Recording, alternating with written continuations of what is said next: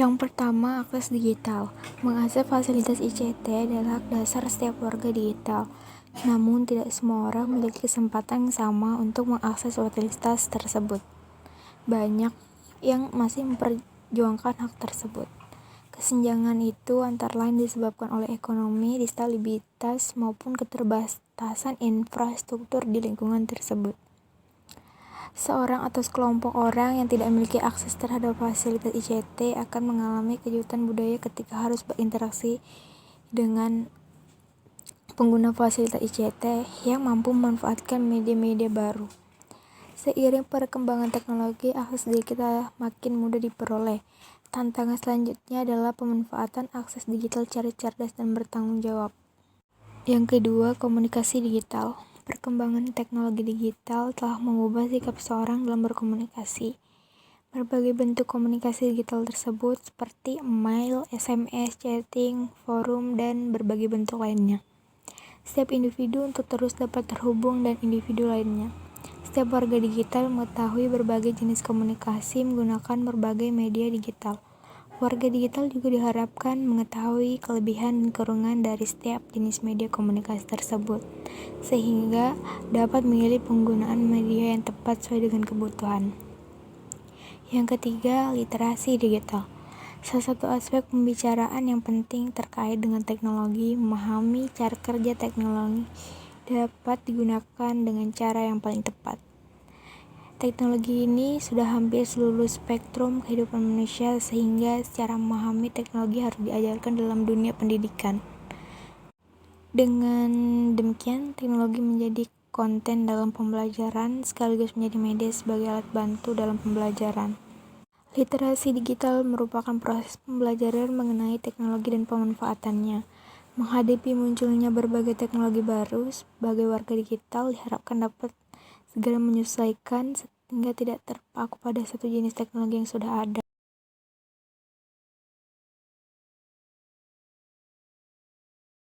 B. Lingkungan sekolah. Yang pertama, hak dan kewajiban. Sebagai warga digital yang menggunakan teknologi dan sumber daya yang sama, secara bersama, setiap warga digital memiliki hak dan kewajiban yang sama berdasarkan kesepakatan norma. Setiap warga digital memiliki hak atas privasi maupun kebebasan bicara. Akan tetapi, setiap warga digital juga memiliki kewajiban untuk menghormati privasi orang lain maupun berbicara tanpa menyakiti perasaan orang lain. Perlu diingat bahwa setiap negara mengatur hak dan kewajiban warga negaranya berinteraksi menggunakan perangkat digital. Untuk itu, sebagai warga negara Indonesia, Anda juga harus memperhatikan hukum yang berlaku di Indonesia dan dimanapun Anda berada. Yang kedua, etika. Seringkali penggunaan teknologi digital tidak memahami, bahkan tidak memperdulikan etika dalam menggunakan teknologi.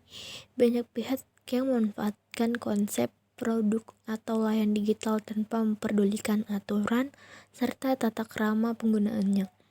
Walaupun dalam dunia digital para pengguna tidak saling bertatap muka, seiring mereka melupakan bahwa di balik setiap postingan, di balik setiap akun, terdapat pengguna lainnya yang dapat tersinggung jika melanggar tata krama. Etika digital bertujuan untuk menjaga kenyamanan perasaan pengguna lainnya.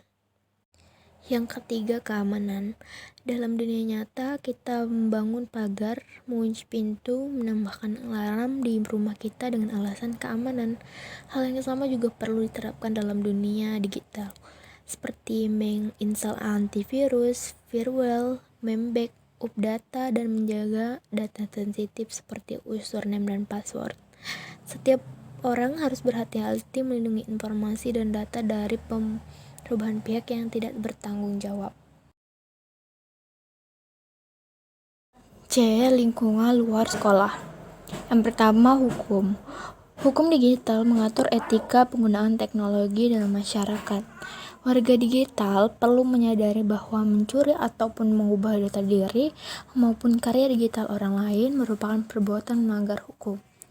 Contoh perbuatan yang melanggar hukum antara lain mencuri identitas orang lain, plagiarisme, menyebarkan virus ataupun meretas laman, Hukum yang terkait aktivitas warga digital dikenal dengan nama hukum siber atau disebut cyber law. Di Indonesia, hukum yang terkait dengan kegiatan digital menyangkut 5 aspek. Hak cipta, merek dagang, fitnah dan pencemaran nama baik, privasi, dan yurisdiksi dalam ruang siber. Yang kedua ada transaksi. Perangkat digital juga menyediakan fasilitas yang memudahkan seorang berbelanja atau bertransaksi secara daring. Berbagai situs jual beli dapat dengan mudah diakses seperti bukalapak.com, olx.co.id, Tokopedia, dan berbagai toko daring lainnya. Transaksi juga dapat dilakukan dengan mudah secara elektronik, misalnya melakukan pembelian pulsa melalui otomatik, pembelian token listrik, atau pengiriman uang melalui internet banking. Mudahnya akses dan makin tingginya tingkat kesadaran masyarakat dalam memanfaatkan teknologi komunikasi ikut mendorong tumbuhnya pasar jual beli dan transaksi daring di Indonesia. Dalam proses tersebut, penjual dan pembeli perlu menyadari kelebihan dari resiko yang didapat dari jual beli ataupun transaksi daring. Kecepatan bertransaksi, kemudahan akses, kemudahan memperbandingkan spesifikasi dan harga produk atau layanan merupakan berbagai kelebihan transaksi daring. Resiko yang mungkin muncul antara lain penipuan, perbedaan kualitas barang yang dikirim, jangka waktu pengiriman, atau legalitas barang yang diperjualbelikan. Yang ketiga, kesehatan. Di balik manfaat teknologi digital terdapat beberapa ancaman kesehatan yang perlu kita perhatikan seperti kesehatan mata, telinga, tangan, bahkan ke seluruh badan. Tidak hanya kesehatan fisik, kesehatan mental dapat juga terancam jika tidak mengatur penggunaan teknologi digital secara profesional.